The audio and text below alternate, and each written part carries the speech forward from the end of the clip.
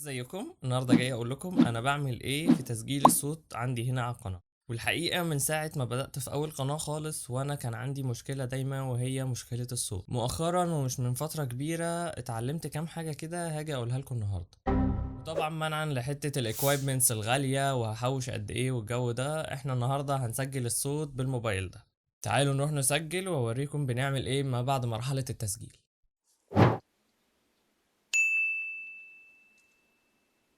ازيكم؟ ده هيكون تراك الصوت اللي هنشتغل عليه.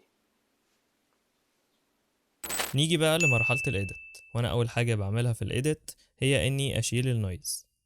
وهنبتدي بإن احنا نحدد حتة فاضية كده مثلا زي دي.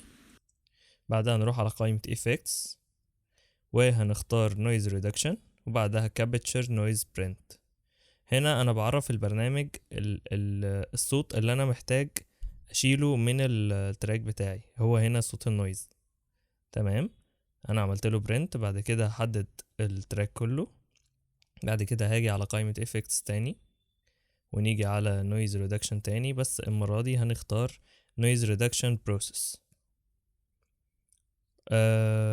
البرنامج مش ده الديفولت بتاعه، دي هو ثابت على الست اللي انا بستخدمها. دي الديفولت بتاعته، وهنا دي بتبقى في النص كده. المهم هنشغل الصوت عشان نفهم احنا بنعمل ايه. ازيكم؟ ده هيكون تراك الصوت اللي هنشتغل عليه. نيجي هنا على التشانل بتاعت نويز ريدكشن، نحاول نغير فيها شوية ونسمع. ازيكم؟ ده هيكون تراك الصوت اللي هنشتغل عليه. النويز قلت شوية. نيجي على الريديوس، التشانل بتاعت الريديوس، ونحاول برضو نزودها شوية.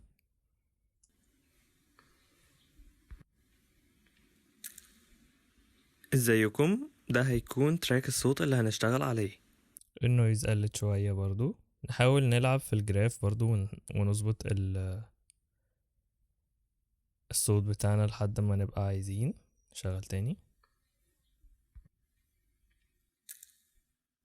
ازيكم؟ ده هيكون تراك الصوت اللي هنشتغل عليه.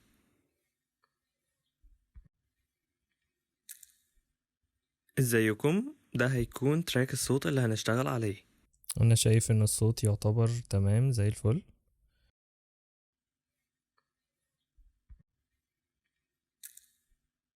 ازيكم؟ ده هيكون تراك الصوت اللي هنشتغل عليه.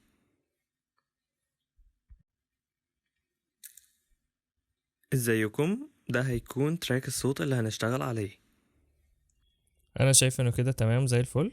واحنا بنشتغل هنا نحاول نخلي الصوت واقعي على قد ما نقدر.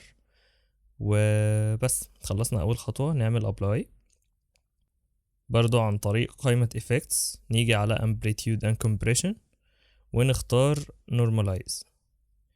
هنا دي هخليها -6، وهختار دي بي. لو هي عندك مش متعلمة على دي بي هختار دي بي. بعد كده هدوس ابلاي ونسمع. ازيكم؟ ده هيكون تراك الصوت اللي هنشتغل عليه. بعد كده هنرجع لقائمة effects تاني، ومن قائمة amplitude and compression تاني، ونختار مرة دي single band compressor. ونيجي على الشانل بتاعت الثريشولد دي ونخليها -12 زي ما هي موجودة كده، والريشيو نخليها 4. وبعد كده ندوس ابلاي ونسمع. ازيكم؟ ده هيكون تراك الصوت اللي هنشتغل عليه. بعد كده نرجع لقائمة effects تاني ونختار filter and EQ، وهنا parametric equalizer. ونختار من البريسيتس loudness maximizer. وهنا هيبقى عندنا الهاي واللو بتاع الصوت بتاعنا، وهنشغل كده. ازيكم؟ ده هيكون تراك الصوت اللي هنشتغل عليه. هنعمل تشانل جديدة ونحاول نلعب في الهاي واللو لحد ما الصوت يوصل للطبقة اللي احنا محتاجينها.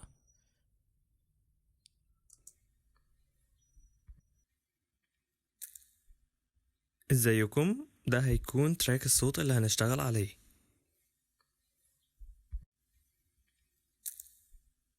ازيكم، ده هيكون تراك الصوت اللي هنشتغل عليه. وهنا انت بتشتغل لحد ما تلاقي الصوت بالطريقة اللي انت عاوزها. وانا هنا تمام كده، التراك بتاعي الساوند تراك بتاعي وصل للنتيجة اللي انا محتاجها، فخلاص بعمل ابلاي. بعد كده هعمل نورماليز مرة تاني.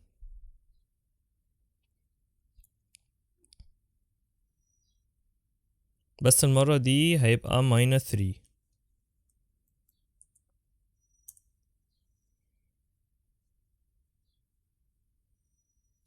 ونسمع الصوت مرة تانية. ازيكم، ده هيكون تراك الصوت اللي هنشتغل عليه. ودي كده النتيجة بتاعتنا. وده هيكون الصوت اب. ازيكم، ده هيكون تراك الصوت اللي هنشتغل عليه. وده بعد. ازيكم، ده هيكون تراك الصوت اللي هنشتغل عليه. وفي الاخر قبل ما اقفل عايز اقولك ان كل اللي انا اتعلمته ده اتعلمته من التجارب الكتير، فعايز اقولك ما تيأس واقعد جرب، وكل مرة هتقعد تطور من نفسك لحد ما توصل للنتيجة اللي انت محتاجها. ولو احتجت اي حاجة سرش عليها ودور عليها لحد ما تعرفها. ولو احتجتوا اي حاجة مني انا اطلبوها مني في الكومنتات او في الدي ام او ايا كان، ونتقابل في فيديوهات جاية تاني ان شاء الله. سلام.